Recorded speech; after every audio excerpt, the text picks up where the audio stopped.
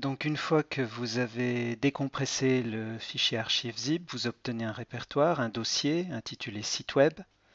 Ce dossier va contenir l'ensemble des ressources nécessaires à la réalisation du site web statique. Donc il suffira ensuite de prendre l'ensemble des fichiers et répertoires qui sont dans ce répertoire, de les poser sur un site web, un serveur web, pour avoir un serveur web complètement fonctionnel. Donc si j'ouvre le dossier, je retrouve un ensemble de fichiers, en particulier des fichiers HTML. Chaque fichier représente une page du site et chaque page a été créée en copiant une page de base, un modèle, un gabarit, ce qui va permettre en fait de maintenir une homogénéité entre toutes les pages du site web. On verra ensuite comment chaque page ou comment ce gabarit est structuré de façon justement à pouvoir permettre de naviguer entre les différentes pages du site. Et puis, on note aussi qu'il y a deux fichiers qui ont une extension .css, qui sont des fichiers feuilles de style.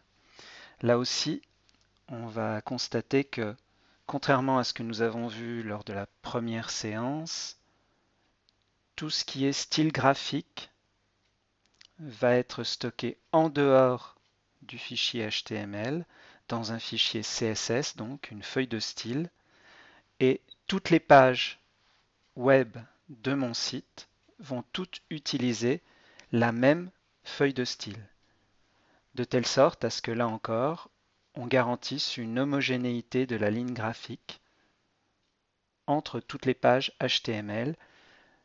Le résultat, c'est par exemple la moindre modification qu'on apportera à l'intérieur de la feuille de style sera du coup répercutée et prise en compte sur l'ensemble des pages. Donc, on centralise l'information qui définit les styles et la ligne graphique dans un seul endroit pour l'ensemble des pages qui vont constituer notre site web.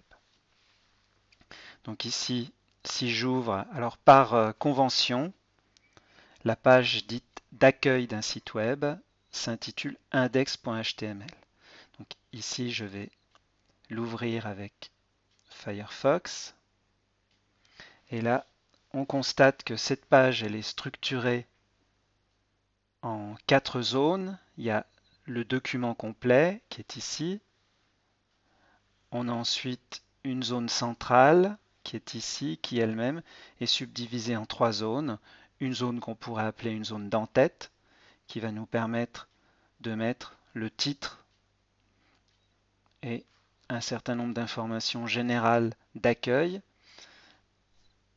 Une zone qui va nous permettre de faire ce qu'on appelle la navigation, c'est-à-dire de naviguer entre les différentes pages du site. Et puis une zone ici qui est la page de contenu, qui va être l'endroit où le contenu réel de la page va être placé. Donc ici, on voit que à partir du système d'hyperlien, on va en fait pouvoir naviguer dans la page 1, puis dans la page 2, puis dans la page 3, puis dans la page des crédits. On voit qu'à chaque fois, la structure des pages est identique. Comme je vous l'avais déjà dit, chaque page est créée en copiant une page modèle. Et donc, on retrouve à chaque fois la même structure, quel que soit l'endroit où on est. Donc on a cette structure sous forme de 3 zones. Une zone en tête qui va nous permettre de mettre un ensemble d'informations génériques sur le site. Une zone de navigation qui va nous permettre, avec le système des hyperliens, de passer d'une page à l'autre. Et puis une zone qui va être la zone utile dans laquelle on va mettre le contenu réel de la page. Alors, ce modèle, ce gabarit, a été récupéré depuis un site, le site Alza Création, qui est un site qui regroupe tout un ensemble de tutoriels et de ressources. www.alzacreation avec un s.com. Et sur ce site, vous pouvez retrouver un ensemble de gabarits HTML et CSS simples. Donc, tous les gabarits sont disponibles ici, sur une colonne, sur 2 colonnes, ou même sur 3 colonnes. Donc, chacun de ces gabarits est récupérable. À partir de ce gabarit, vous pouvez construire autant de pages que vous le souhaitez. Vous avez une rapide explication qui vous permet de savoir comment récupérer le gabarit, comment l'utiliser, comment l'adapter à vos différents besoins, ainsi que les conditions d'utilisation, en particulier la licence, les conditions d'utilisation et la façon dont vous pouvez réutiliser ces gabarits. Donc j'ai choisi un des gabarits disponibles sur la liste qui me permet de structurer à partir duquel j'ai construit l'ensemble des pages de mon site. Si maintenant j'ouvre Blue Griffon,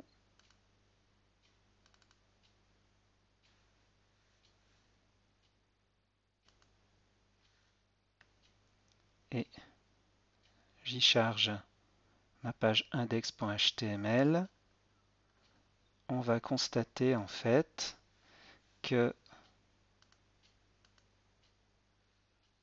ce qui permet de structurer et de décomposer ma page web, ma page HTML, c'est une balise qui s'appelle la balise div, qui permet de construire des divisions, de diviser en fait une page.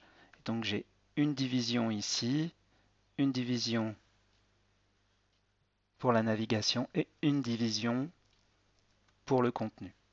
Donc si je regarde le code source, je vais effectivement retrouver cette structure avec ici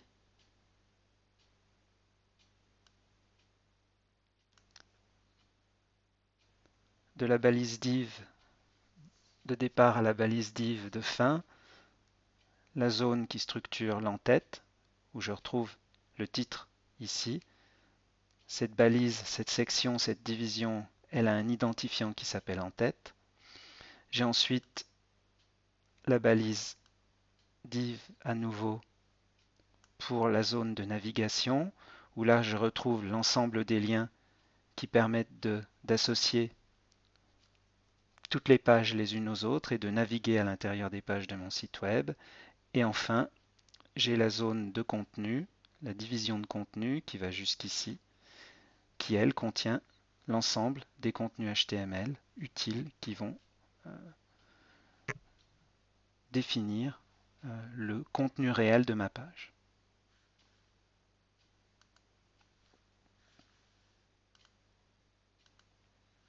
Si j'ouvre une autre des pages,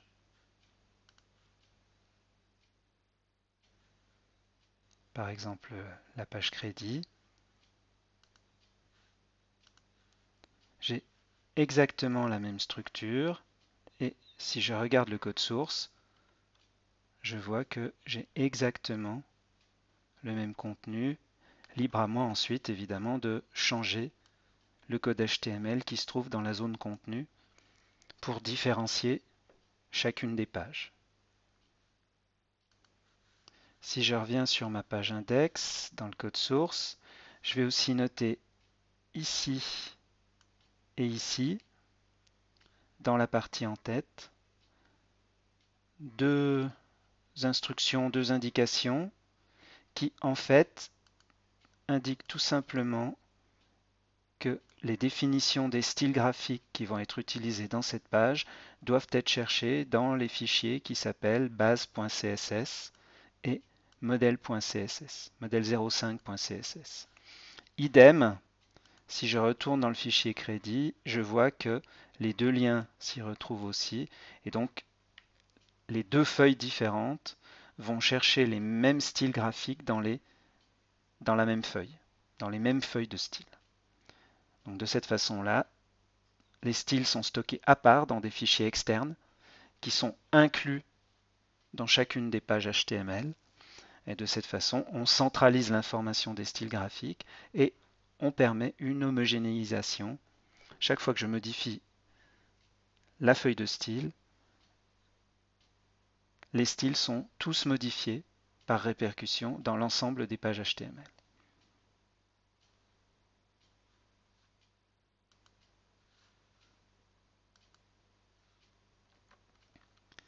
Alors, si je reviens juste sur la page ici,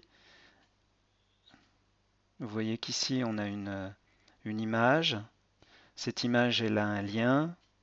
Alors, au cas où ça pourrait vous être utile, ce lien vous emmène sur l'OpenClipArt Library, qui est une base d'icônes de clipart open source, donc que vous pouvez réutiliser selon vos besoins. Et si je reviens sur cette page, donc là, si je regarde, alors, si je reviens dans l'éditeur, en fait, si je regarde dans le code source, vous allez voir que l'image, telle qu'elle a été insérée,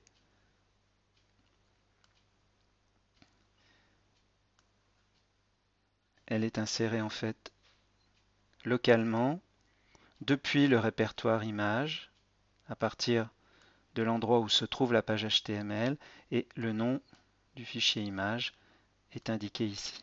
Donc si je reviens sur ma structure ici, j'ai effectivement un dossier image. Ce dossier image contient bien une image qui s'appelle anonymous.html.png, qui est bien l'image qui est inclue dans ma page web.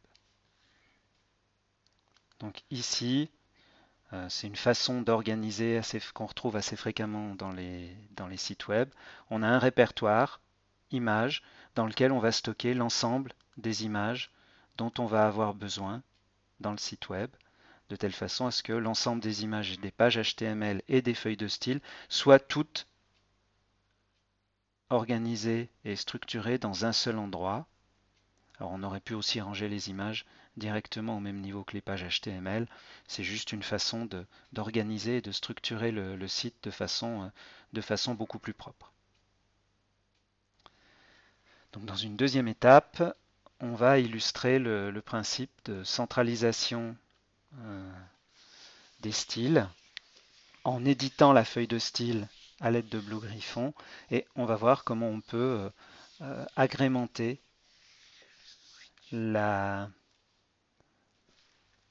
l'entête ici assez facilement, simplement en éditant le style, de telle sorte que l'entête va être modifiée en une seule fois dans l'ensemble des pages HTML.